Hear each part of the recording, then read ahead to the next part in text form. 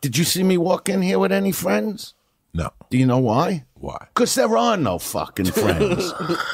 My mother taught me that when I was very young, and of course you got to read between the lines.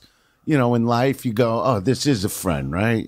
Sort of, till they ask me to buy them a car and then they're not a friend anymore. Then I just eliminate them from my fucking life because I don't owe anybody any fucking thing.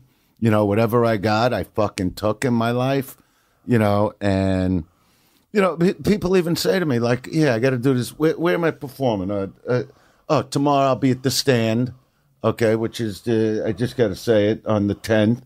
And then also next week, the 17th and 18th at the Stand. And I'm supposed to say that.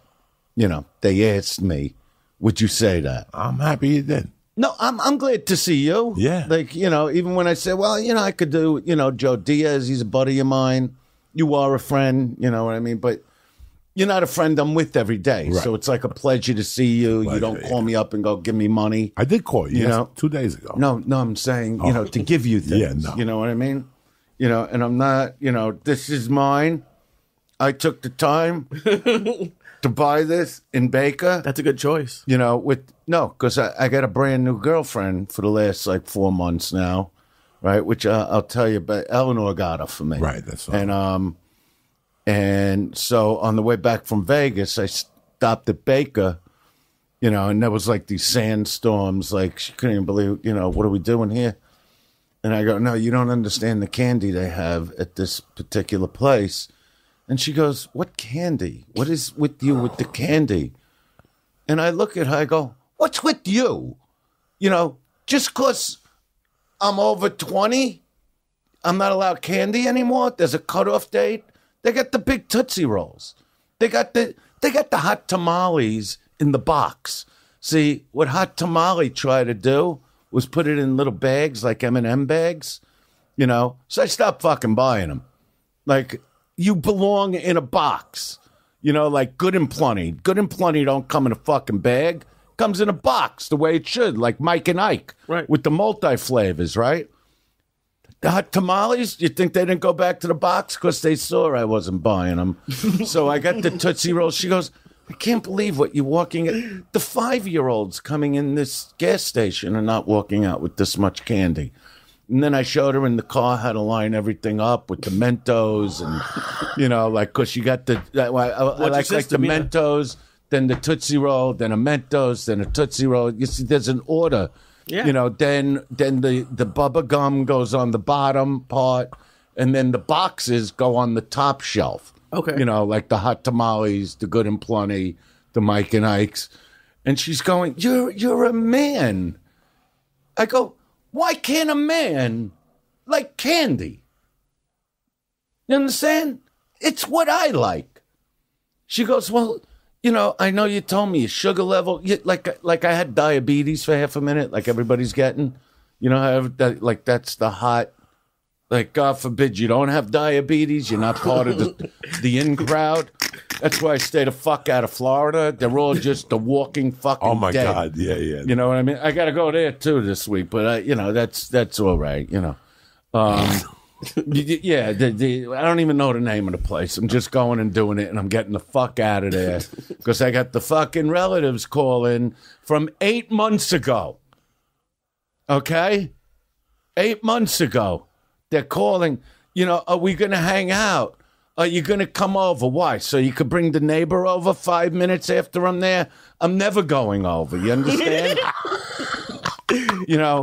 8 months. And I tried to explain with the texting. I go, I can't talk about a one-night gig I'm doing 8 months from now. I don't like to think about when I got to travel. I'm sure you're the same way. I don't want to think about it. I'm what's in front of me. All you care is that's what's right. in front of me. And then once you're on stage, you're at home, wherever you are. Nothing drives me crazier than a friend of mine calling me going, hey, I see you're going to be in Jersey. Like today, they'll call me and go, hey, I see you're going to be in Jersey in August.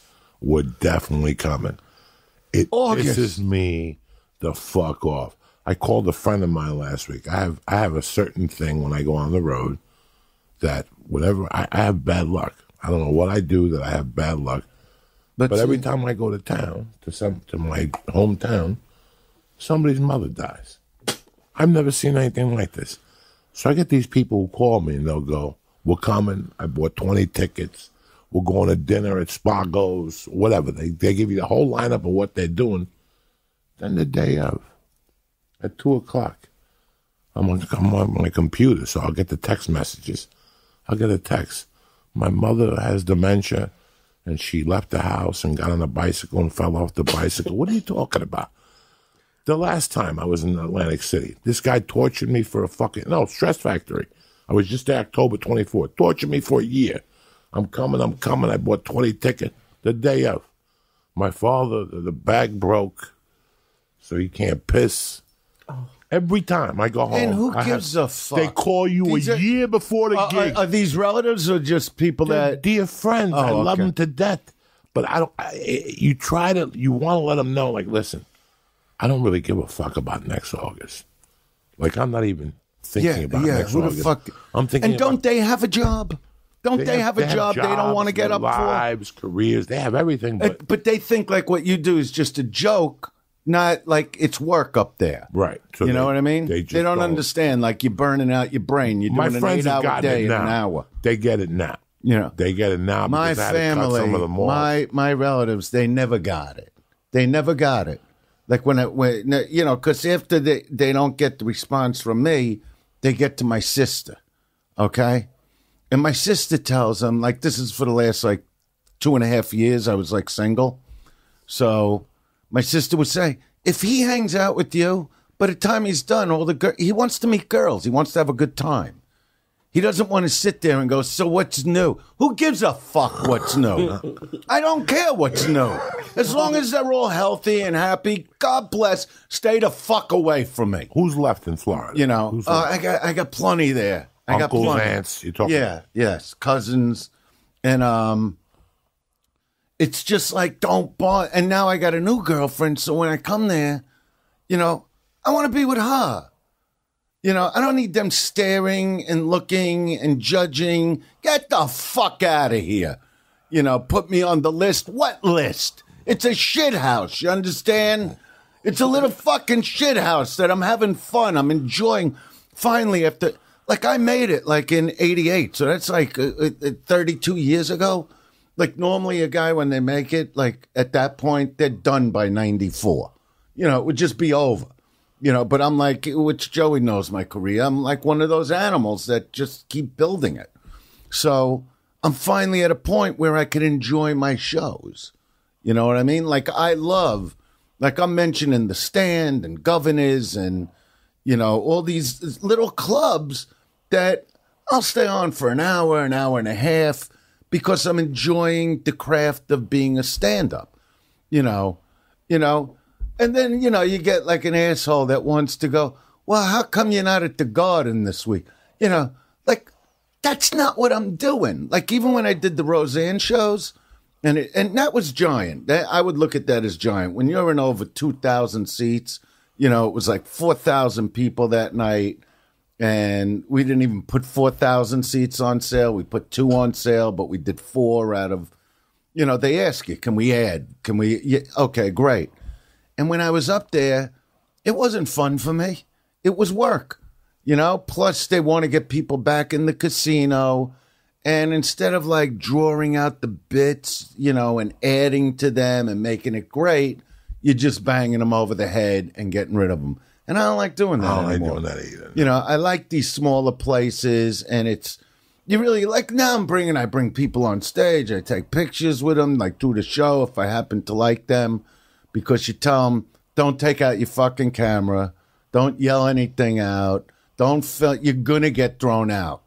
I had a thing at the Laugh Factory a few weeks ago where I left the stage mentally, on this one guy that was just drinking and yelling. And I go, this is now a personal thing to me.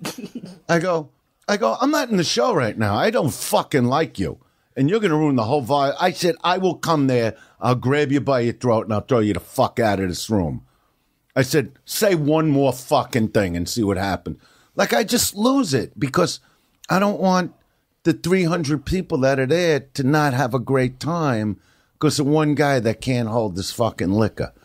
It's not like heckling 30 years ago where it was fun and you bounce back and they're just drunk. They want to yell something in the middle of a bit that makes no fucking sense.